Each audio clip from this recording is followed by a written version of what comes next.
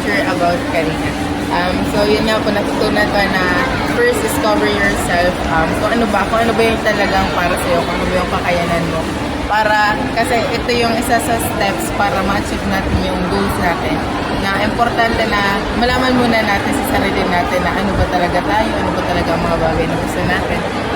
Dahil ito yung makakatulong sa atin sa pag-turn na yung dream sa atin into reality.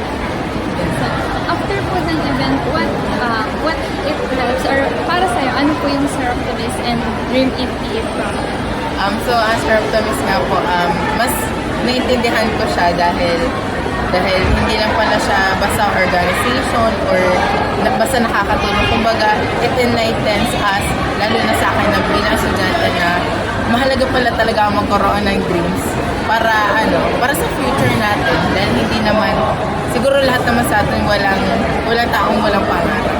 So, as a Seroptomis, siya ang nag-enlighten sa